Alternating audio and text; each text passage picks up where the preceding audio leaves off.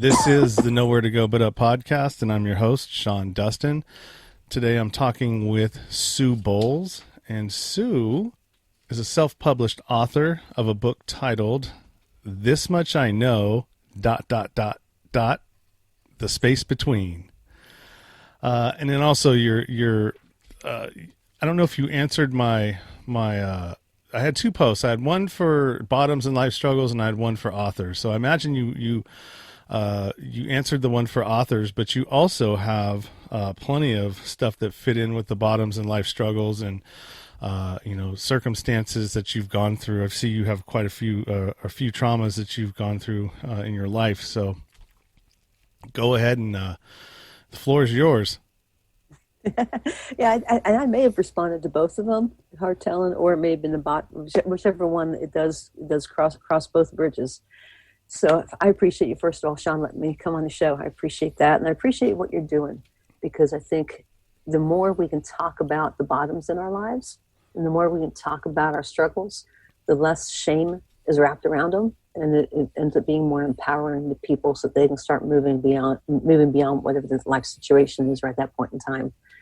For me, my story starts when I was 7 years old, and a classmate of mine after school one day, for lack of a better word, enticed me into the woods on the school property.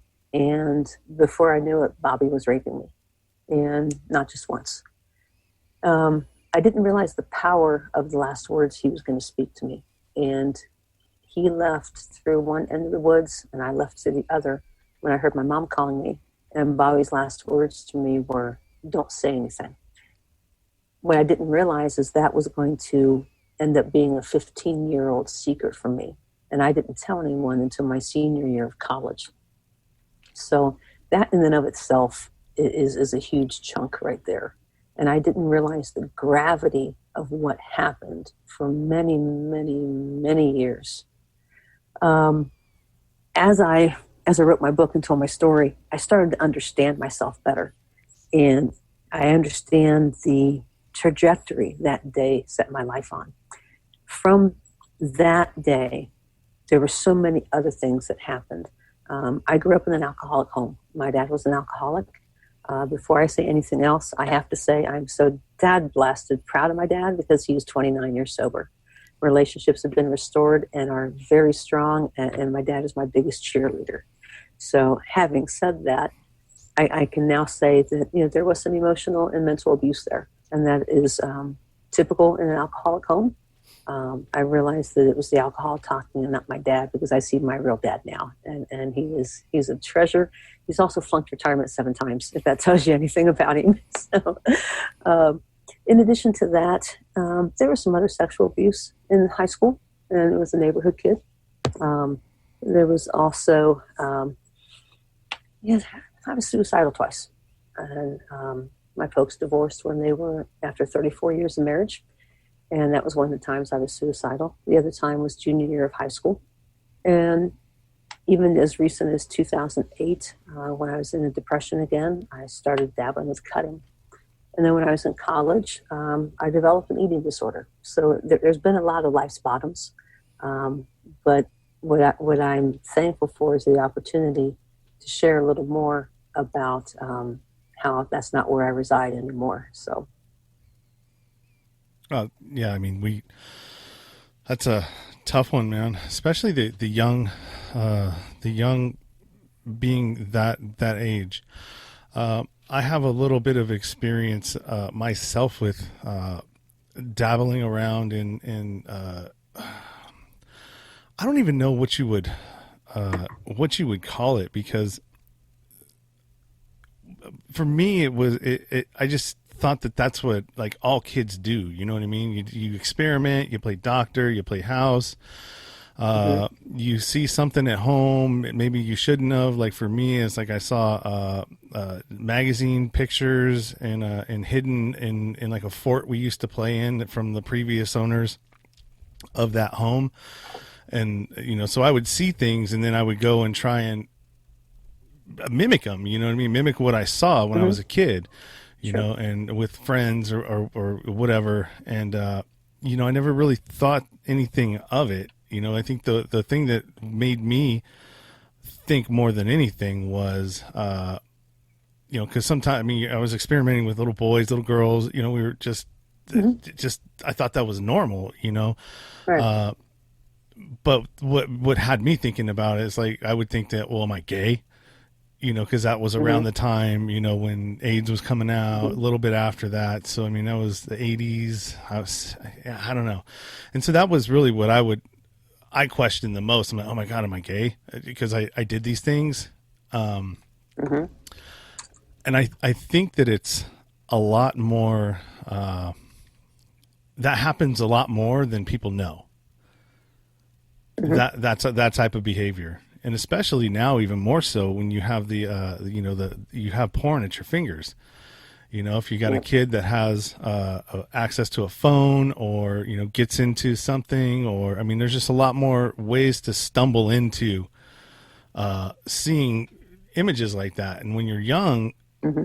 you shouldn't, you don't know what to do with that. Right. And as a young boy, you definitely don't know what to do with that. And kids, if you've had one, you see how they try to act out whatever it is that they see. Hmm. They mimic and follow what they see or they learn. So Hmm. man, it sucks that happened to you. I'm sorry. It's a tough thing. Was how much Well, I older was appreciate. he than you? He was about the same age. He was either 7 or 8. Yeah. And what one thing that has happened over time is that now that I'm on the other side of it, and first of all, I got to say, if I say some things that are triggering for anybody, um, by all means, hit pause, hit stop, exercise some self care, and take care of yourself. And if you're ready, then come back, because I never want anything that I share to trigger somebody else. And odds are that someone listening has either gone through or is going through something of any of these topics that we're going to talk about. So I just like to put that caveat out there.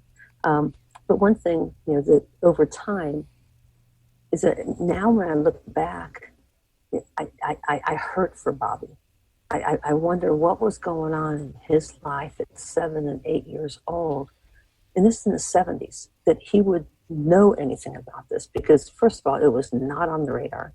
It was not discussed, and it certainly was not a topic of conversation for first graders or in the homes of first graders. So there had to be something going on in his life, just like you were talking about. And unfortunately, I was the one he preyed on. But going back to a point you made about just general childhood curiosity, I really didn't start dealing with the rape in terms of really digging into it and working through it all until just 6 years ago in 2014. So that tells you how long it took to be able to get to that point. Um, but in the course of that, one of the things that I had to work through with my counselor was that the rape was not my fault. And even though it happened so many decades ago, all the emotions and all the thoughts that any survivor deals with, no matter when it happens, I was still dealing with. And I love my counselor. I've been with her now for over 12 years, and she's phenomenal. And one of the things that she did as we were dealing with it, she would give me homework each week. And one week, her homework was to look myself in the mirror 10 times a day for a week and say out loud, the rape was not my fault. And it wasn't good enough to say it was not my fault. I had to name it, because I liked using the word it because it was just very general. And that was the hardest thing to do at the start. And one of the things she had to work through with me was that childhood curiosity is normal. And just because I was a curious 7 year old does not mean I asked for anything. The only person that did anything wrong that day was Bobby. That is the only person. And it is solely his responsibility. And I hope his life changed. But now, I'm to the point now where I'm able to share my story to help somebody else. because I have a responsibility with my story. Yes, I've had a lot of things go on in my life. And for the longest time, I was really hacked off at God about it all. But now, as I've come to peace with things, it doesn't change anything. It doesn't make anything right. But now that I've done the hard work of healing, I now have a responsibility to help the person behind me. You know, I'm sure we'll talk about the book and our website and stuff, but my website's called mystepahead.com. And the whole premise of it is that you only have to be a step ahead to help the person behind you. So my responsibility is to help somebody who's just maybe a step or two behind me in their healing journey, while I'm still reaching out for somebody else to help me. But then, it's a continual process, and it's a continual conversation, so to speak. So, yeah, it's sucked. There's a lot of stuff that has sucked in life, but like I said, now I have a responsibility to do something with it now. Yeah, I feel the same way you do. I've been through quite a bit, and for the longest time, for at least about 15, 20 years, I just kept running into the same walls constantly over and over again, and not realizing that I have to go right or left. And it just seemed like it was a never-ending labyrinth of challenges. A lot of them though were self-inflicted on my part. They were my decisions and my actions that got me into the trouble that I was in. But yeah, I don't know, man. It's hard to like, how come traumas in general are just crazy, how they imprint on people when it happens when you're young, whatever it is. Well, and I didn't realize, that day, like I said, I didn't know what happened. I knew something wrong had happened, but I didn't have the words. And because it wasn't on the radar, it wasn't on anyone's list to ask. When I was 45 minutes late, bless her heart, my mom came looking for me because she was scared her daughter was missing. She loved me enough to come looking for me. But she didn't know to ask, and I didn't know what to tell her. So, I didn't have the words. The way I phrase it, Shawn, is that my emotions were frozen in time that day. And the longer you're in the freezer, the thicker the ice gets. So when you start off, when you start on a path and you're already off base, the longer you go, the further off base you get. So everything else that happened after that day was already on a faulty foundation. So I was needy, I was insecure, I was angry. I was an angry girl. There was somebody in 8th grade who wrote my little photo book. So to the girl who's always mad. Mm-hmm. And I did not realize how right she had it. Yeah. So she was very perceptive at 8 years old, or in 8th grade. But I didn't realize a lot of things were tied to that because of my insecurities, my need to be seen so that I felt I had value, because I didn't feel I had any value and I didn't feel I had any worth.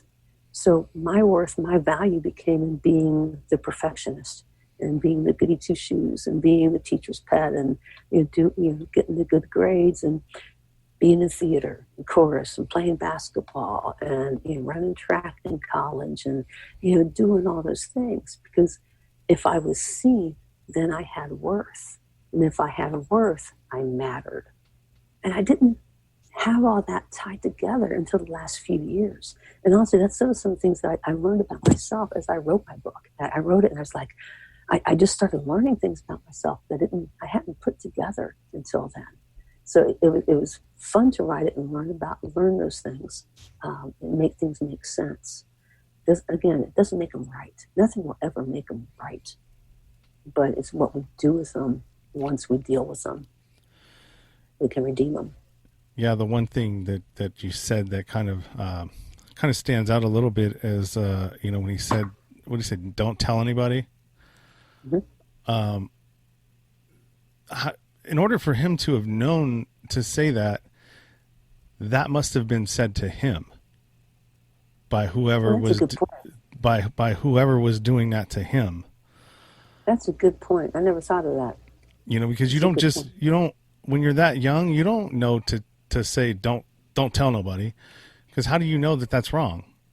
Yeah, You know, yeah, and he knew it was wrong. and so the Because only he was, way that you're going to know that that was wrong is if somebody who's done that to you and showed you how to do that said the very exact same mhm, thing to you.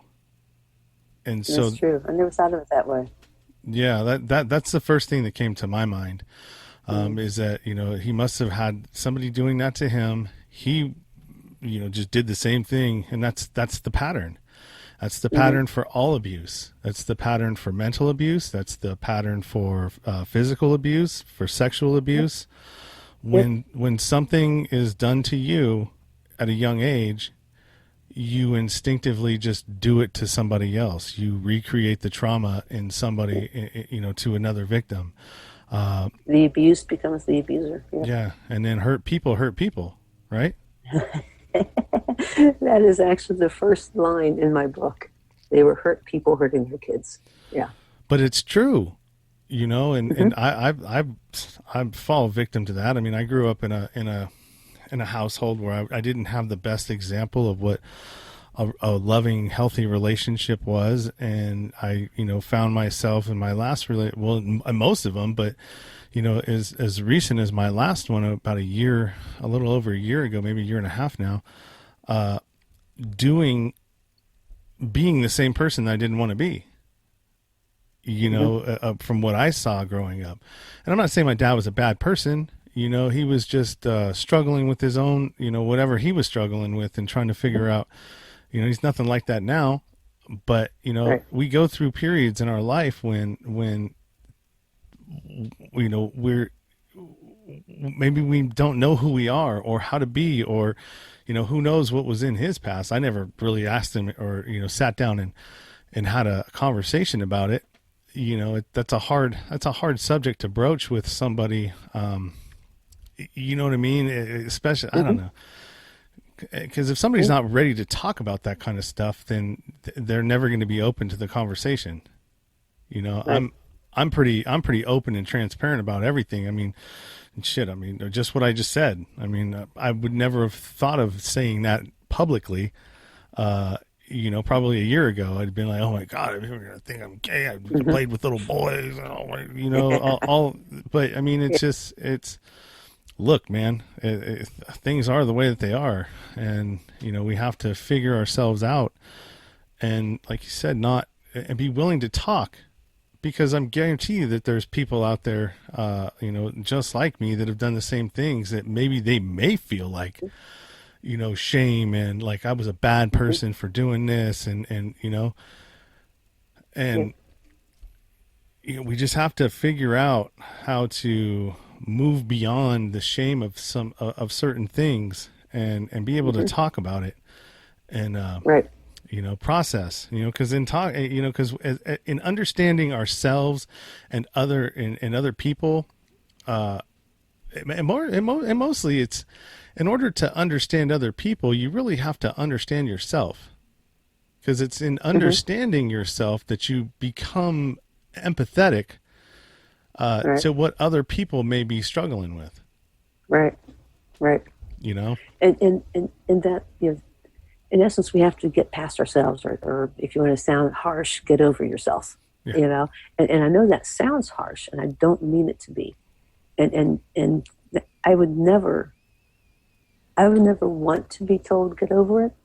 And I pray to God I never tell somebody to get over it, because you cannot get over it. You have to deal with it. You cannot just push it aside. I'm living testimony of that, because I tried for so many years. When The Secret came out, my senior year of college, it was in a conversation with my dean of students. And after I left his office, I was walking back to the student union. I felt like I had a scarlet letter on my forehead, like everybody suddenly knew. Nothing had changed, but you know, just because it was out. But um, the only way to heal is to go through the mountain. You cannot go around it. You can't. You have to go through it. And only by going through it are you able to get over the mountain. So, you know, saying get over it, I mean get over the mountain. get over the healing mountain to the other side. But you can't just climb over it. You have to go through it. And that journey is painful, and it is gut-wrenching, and it is probably one of the most courageous things you will ever do if you start. But it is not for the faint of heart. I can't tell you how many times I wanted to quit. How many times I had conversations with my counselor about just bailing out. I wasn't sure if I was like, and yet there was something that wouldn't let me quit, because I knew at some point in time, it might be years later, I'd end up right back in the counselor's office. Because when I started this journey with Amanda, I told her, if we're going to do this, I'm not quitting until we're done. I am not starting this process again. And I've had to remind myself of that at certain times. But I'm so thankful I hung in there. And even now, just the things we're dealing with, is still, it still hurts a little bit, some of the things that are coming up. But it's also stuff that we couldn't have gotten to now if we hadn't done all the other digging. When things come up now, at least you have somewhere to put it. You know what I mean? You have a shelf to where you can process it, and okay, this goes over here. Yeah. I know where this goes. Yeah. Or you start to recognize triggering things. You start to recognize things or places that are not healthy for you. Right. And I have a bigger toolbox. That's the best way to phrase it. When I started with Amanda, we spent a number of years just dealing with current stuff. And she told me that we had to get me stronger in the present before we could go to the past. And, I had boundary issues like you would not believe. I let people walk all over me because I didn't think I had worth, because I didn't think I had value. So if you don't think you have value in somebody else's eyes, you certainly don't have it in your own eyes. And it shows in your behavior. So it was a hard process, having some hard conversations and having to start break out of that. But for me, the real healing came in 2014. There was a retreat program I was involved with, and that's where things turned for me. I'm a Christian, and there was a Christian musician named Rich Mullins, and those listeners who might be familiar with him, he wrote the song Awesome God, which is a really big hit. Well, in 2014, they came out with a movie about his life called Ragamuffin. And after the movie was released and they did their tour across the country, the producers and the family and friends of Rich was killed in a car accident in 1997. The family and friends of Rich and the movie producer was talking about doing a retreat to carry on the conversations of the movie themes about family relationships and communication and reckless abandon and faith and the masks. A big thing was masks, and about masks that we wear and being authentic and vulnerable. And I went to that first retreat. That was the first time that I really openly shared my story, because that was the year that Amanda and I were just starting to dig into it. Up to that point in time, I'd pretty much been in denial about my story. I didn't like my story. And there was a lot of shame wrapped in my story. So I kept it to myself. And because I had all the tapes going of it was my fault and I screwed up and I did this and I should have done this and why did I do that? And I had it all wrong. But because that's what was living in my brain, that's my reality I was living in. Well, I went from that retreat, I went in pretty broken. And one of the staff members, who's now a friend, said that she described it as that retreat was kind of like a Hail Mary pass for me. And since this is the NFL draft's going on, that's a good analogy. It was like a Hail Mary pass to believe that maybe I had worth and that other people could love me and that God could love me. And I went from starting that weekend calling myself the holy exception, that everything was good for enough for everybody else but me. I was too far gone. I screwed up too much. I went from that in 3 days to being able to say that Jesus Christ is absolutely crazy about me. And I never believed that before. And what happened in that course of that weekend was I met a bunch of other broken people who were tired of playing the same games I was playing, and tired of wearing the masks and trying to make people think that I was somebody that I wasn't. And it became a safe place where I could let that mask down and I could let myself be broken for the first time. And for me, that had a whole lot of tears to it. But as I found that safety with these people, I've gone back on these retreats every year, and each year it's grown. First year, I went, and that's kind of what I talk about in the second half of the book. It's called the space between. It talks about that healing journey. The book's, as you said, it's called This Much I Know, the Space Between. And where the title came from is This Much I Know is my story. All of us have our story. It's one thing no one can ever take from us is our story, because it's our story. No one else has lived it. They might have watched it, but they didn't live it. And there's a big difference. So this much I know is our story. And the space between talks about that healing journey. And to read something off the back cover of the book, it says, when we're talking about our stories, the space between is that gap, that time of questioning and anger and confusion and doubt and whatever else you can think of. It's the gray area of uncertainty, of wondering what the point is. And I think that describes that healing journey of something's driving me. I'm not satisfied with something, but what the heck is the point of all this? And trying to find that answer.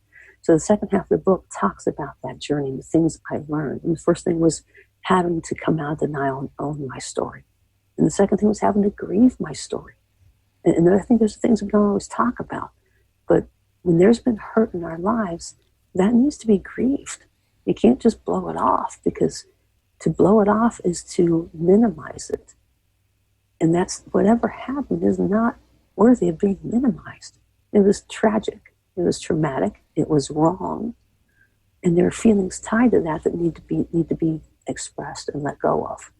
So I went from denial to owning my story to realizing that I had worth, and realizing that I have value and that I am valuable. And then with that, moving on to sharing my story. And that's what the book became. It was a whole process to get through that healing mountain, to go from that brokenness to now I have a responsibility. And it's been fun. I wouldn't wish the events on anybody. But the healing it's been painful. It's been long. And at the same time, it seems so crazy short in the last 6 years. If you had looked at me in 2014 and said I'd be doing podcasts and speaking at mental health summits, virtual summits, and speaking at state conferences and all this stuff, I would have laughed you out of town. Said, who, me? I don't have anything worthy to say. And now, there's just all kinds of stuff opening up, and that's what I want to do, is just encourage people who are still in that process. I'm still in the process. I'm just a further step or two down the road. But I just want to encourage people that it's okay to not be okay. And it's okay to be vulnerable and authentic and to say, life just sucks right now. And I'm barely hanging on by a thread, but I'm still hanging on, so help me out. That's where I was. I looked at a friend, the story I tell in the book, and it's, if someone says, what advice do you have for somebody just starting out? This is the advice I give them. And I worked at a sports camp in Missouri for 5 summers, a place called Kanakuk Christian Sports Camp. Best 5 summers of my life. Never thought working in a hot kitchen was going to be so much fun. And met a musician friend named Billy Sprague out there. But Billy and I kept in contact a number of years, and then we lost contact. His fiance was killed in a car wreck on the way to surprise him at a concert, because he was a Christian musician.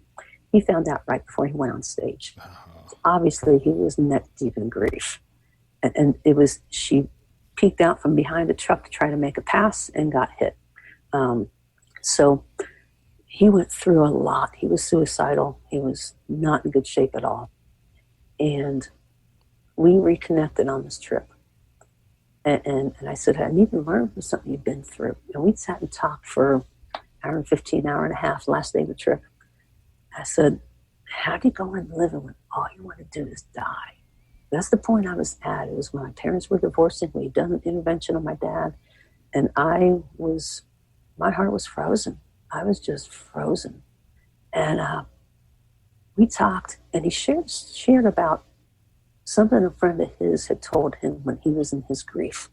And it was he would go through the airports, and his friend said, watch your feet, watch your steps.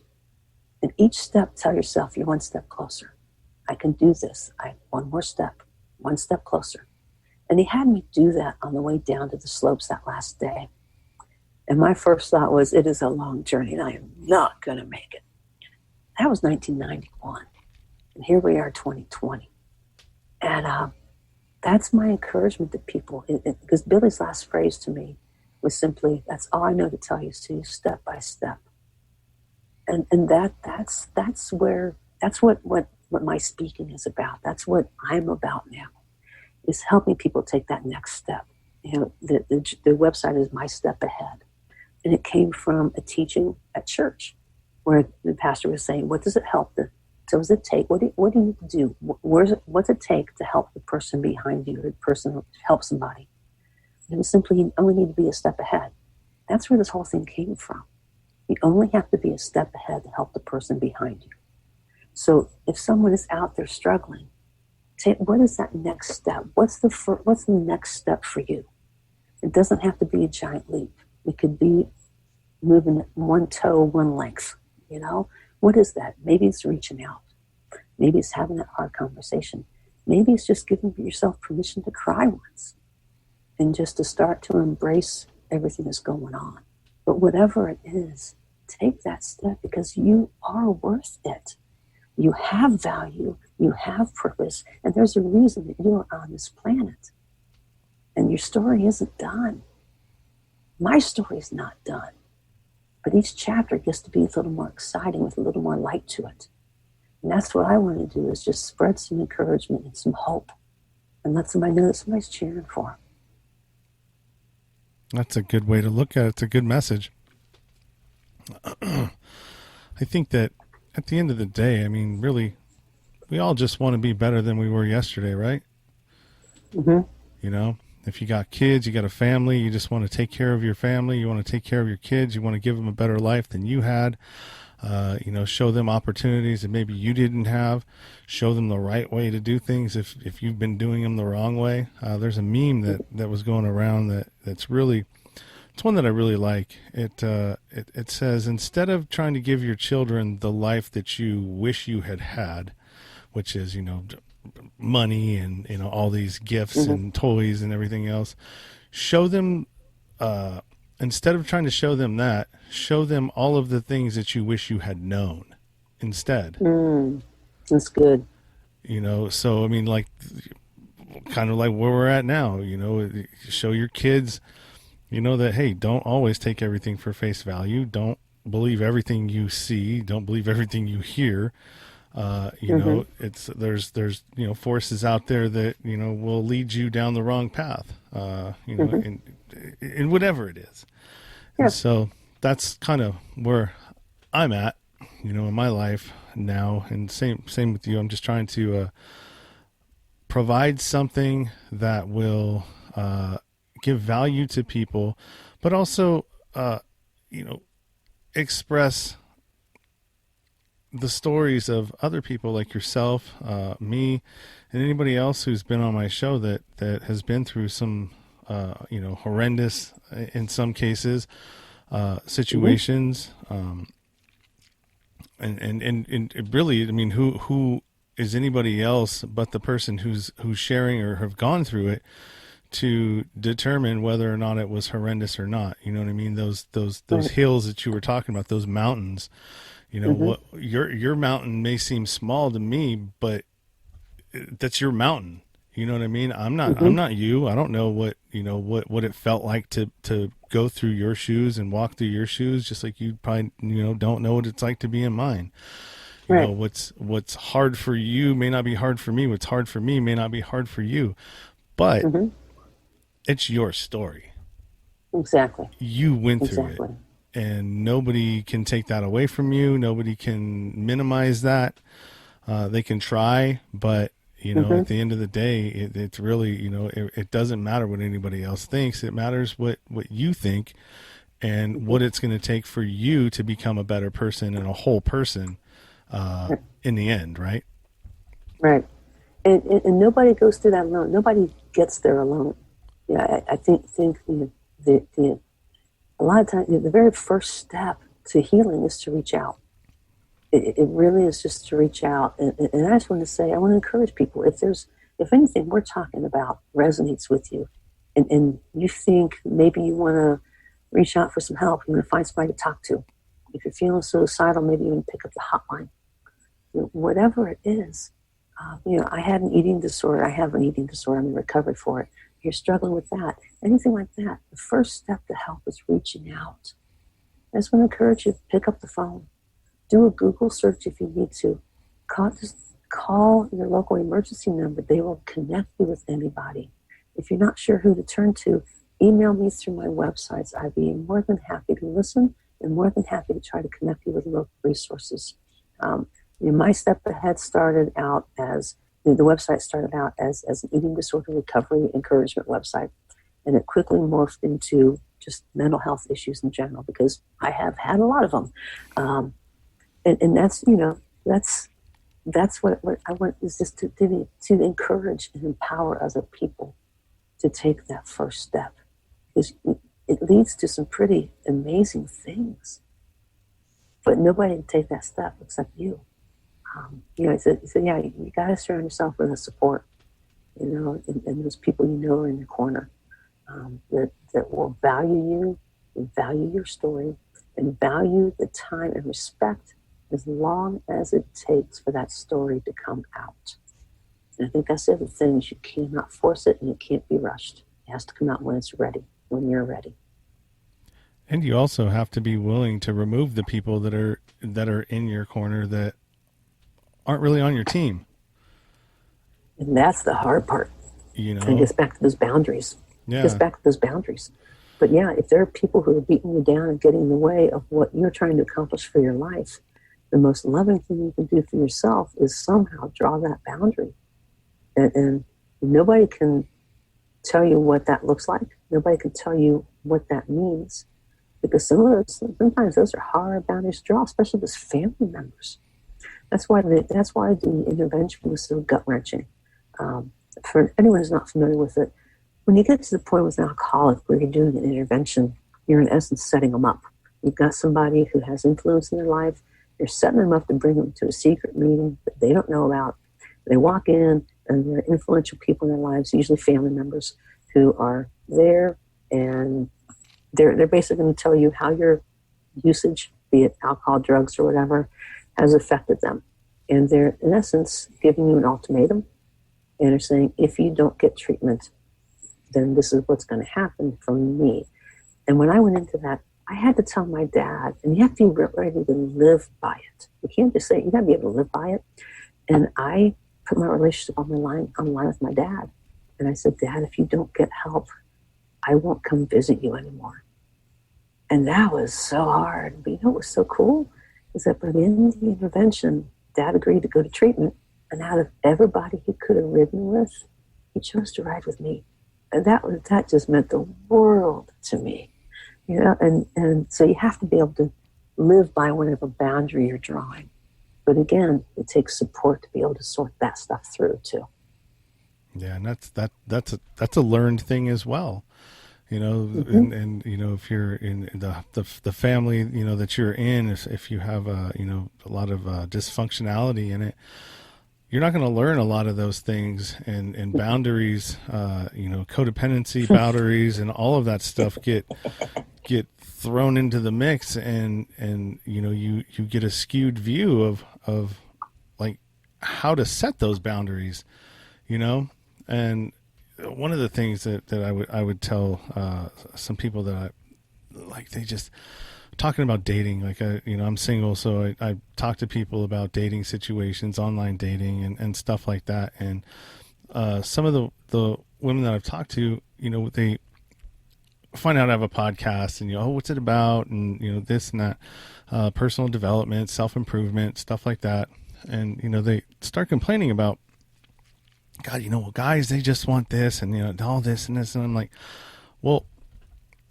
have you trained them as to what you want? I mean, have you told them what you want? Because a lot of people have it in their head. They have ideas of what they want, but they don't know how to articulate it. They don't know how to tell somebody that, look, I'm not going to put up with X, Y, and Z, and there's nothing. There's no more to it. All right. So Right. if you do this, and that, there's a good chance that you don't have my best interests in mind, and I don't want to. I'm not going to pursue anything else with you. Right. And if you can do that, a lot of the times, most of the guys that are not there for the legitimate reasons will remove themselves. Mm-hmm. You the know what I problem mean? will take care of itself. Yeah, the problem Yeah. will take care of itself. They're going to realize, okay, well, this person's going to be a little bit more difficult for me to get what I want out of them. So let me go find some low hanging fruit that I can go deal with. I mean, you know what I mean? Yeah. Does that make sense? Yeah, And it makes sense. And I think when people get stuck in that pattern of letting people take advantage of you, and I'm not just talking physically, I'm talking emotionally or any financially or any other way, it comes back to what we believe about ourselves. If I believe that I don't have a lot of value, I'm going to let people walk all over me because my security comes from that person being in my life, or my security comes from being around that person or in that group or that situation. And if we cut ourselves off from that, we're left having to deal with our insecurity, and that is not a comfortable thing to deal with. Yeah. But it's a root issue. It's a root issue to a whole lot of things. So I think when we are frozen and we can't make those choices, I think a lot of it comes down to that insecurity whatever form that takes as you kind of dig into it. And we don't like having to come face to face in the mirror with ourselves. I think this pandemic is probably doing that a lot. People are having to deal with themselves because they don't have the activity to hide behind. They're not running out all the time, keeping themselves busy and not having to deal with their stuff. And nobody likes to deal with their stuff. When I was, the way I describe it with my eating disorder is that the activity for me is my number. And honestly, I'm kind of into that right now. Because if I was busy, I didn't have to think. And if I don't have to think, I don't have to feel. And if I don't have to feel, I don't have to deal with my stuff. And that was the progression of how I ended up with my eating disorder, because my emotions were frozen in time when I was 7. I didn't know how to deal with them. I couldn't really even tell you what a real emotion was and what I was feeling. And somehow my brain turned that towards myself. And I have to say, eating disorders are not diets gone wrong. They are not about vanity, and they are not about body image. Eating disorders are biologically based mental health issues, and they are the most lethal of mental health issues, not only because of the death from the eating disorder itself, but also from the damage that it does to the body. Even if a person is no longer active in their eating disorder, it doesn't mean they haven't damaged their body already, and you get complications from that. So I think with this pandemic, when people are having to stay home and they don't have their activities to hide behind, they're having to deal with their stuff. That's why they're seeing the domestic abuse go up, and the verbal and mental abuse, and assault and everything. You start to see so many people writing about that, and suicides going up. And I think one of the things, something I'm doing this weekend, actually, last week in April, starting tomorrow, I'm taking a 3-day course. And at the end of it, it's an intensive program, I will be a certified professional life coach. And I'm excited for that. And one of the reasons, I've been thinking about it, but one of the reasons I wanted to pull the trigger now was because of what I just said. As people are in this pandemic now and coming out of it, people are saying all along, we're going to have the mental health repercussions of this for many, many, many years to come. And not just, from finances and just everything, because people they're left with nothing in their hands but their stuff, and it's uncomfortable stuff. And I want to be one of the helpers. I want to be that person that can come alongside and help you take your next step. So, yeah, I think when you have those things in your life and you're not sure how to deal with boundaries or communicate them, it does reflect how you view yourself and your own opinion of yourself, even though people don't like to put it that way. And when you come face to face with it, it's not always pleasant. And then you have a choice to make. Am I going to stay stuck where I am? Or am I going to take the bold step and take a step forward? And what's it going to take to do that? It kind of becomes a gut check time. Yeah, there's those memes that are out there that say that, all right, well, here's how I see myself, and then here's how everybody else sees me. Because we all have an idea of what we put in our own minds as to who we are. We want to think that, oh, well, I'm this and I'm that, and I'm very this and I'm very that, and sometimes it's just not. You don't have the proper view of how you are in life, and that I came across that myself when I tried to run for a position in my local. I'm a part of a union. I'm a tradesman, and I'm very involved in my union, or I was up until the pandemic thing. But I went for an office, right? And I didn't really understand what politics was about. I know what the politics, the national politics are, but I didn't realize how close that they really are from the national to unions. I mean, they're all pretty much the same. It's a popularity contest. And I had merit. I, did everything, dotted all the T's, dotted all the I's, crossed all the T's, and, had the perfect resume to slide into this spot. Right. And, I thought for sure I was going to get this, man. I mean, I've never put that much work into anything legitimate that I've ever done. I've done I put a lot of effort into illegal shit. But this was like the first time I'd ever all right, well, this is something I want to do. I'm going to, I did everything I was supposed to, and I lost.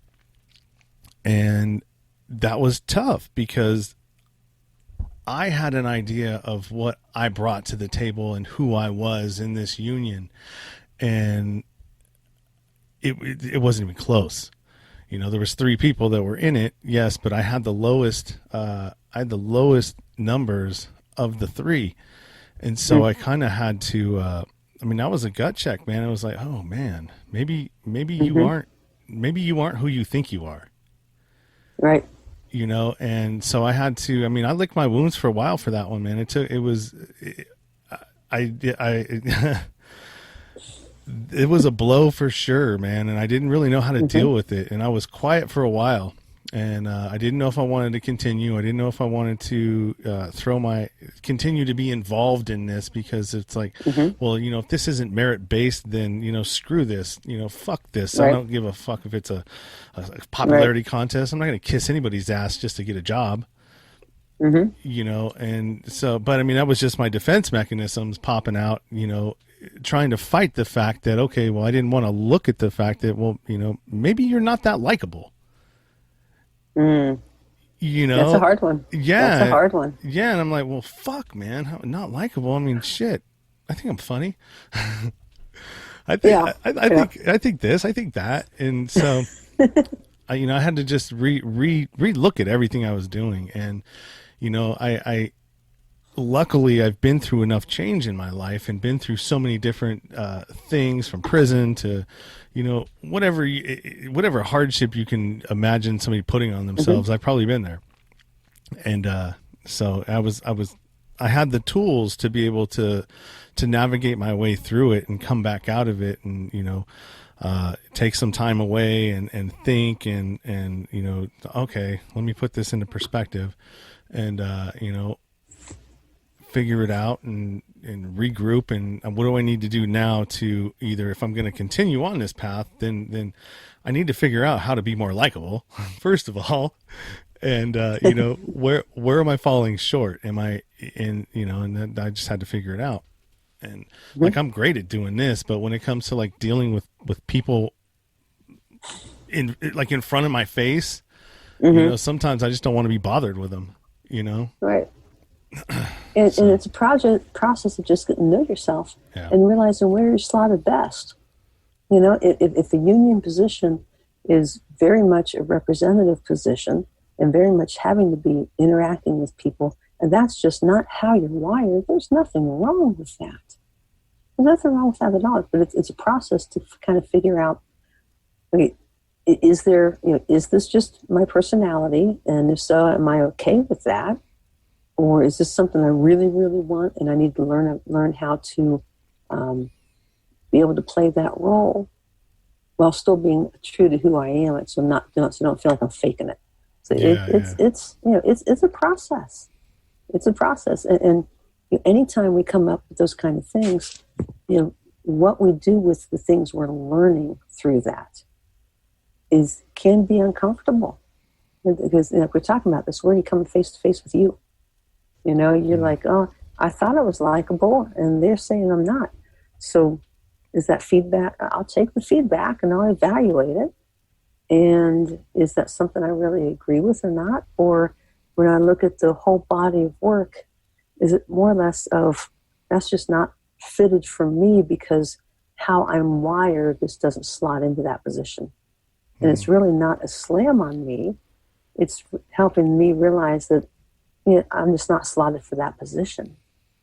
The mark of a good employer is that their employees are slotted in the right position. Yeah. If you hate numbers, you don't want to be in the bookkeeping department. If you're a tradesman, you probably don't want to sit there and do customer service, answer the phone and enter orders. It's about knowing how you're wired and having those people slotted in the right positions. But the process to come to that conclusion and to know what role you play, how you best fit into the picture, it takes some gut checking and some hard conversations at times. And it can lead to some self-doubt and kind of wondering, am I screwed up? Why don't people like me? Those kind of things. Is it my personality? And what do I need to do to be liked? Or, what? I'm to the point now that this is who I am, take me or leave me, it's just the whole process. Yeah, for sure. I still haven't figured out whether or not I want to continue with it. We'll see after this pandemic thing clears up and everybody starts going back to work again and I get back involved and see where we're at. But, I really enjoy doing this. I like doing this. I like, helping people out. I like listening to people. I like talking to people. It helps me to get rid of some of my stuff too. I always tell people that, I think my podcast helps me more than it helps anybody else. Right. And maybe there's some kind of ombudsman program where you can help be a liaison to somebody and listen and help and speak out for them. So there's all kinds of different ways things can come into play. Yeah, for sure. For sure. Well, we're almost at about an hour here. That goes by quick, huh? It does. But it's been a good conversation. Thanks. Yeah, you're welcome. So why don't you go ahead and plug everything that you want. All the stuff's going to be in the show notes. Is anywhere that you can be found or that you want to promote will also be in the show notes as well. So.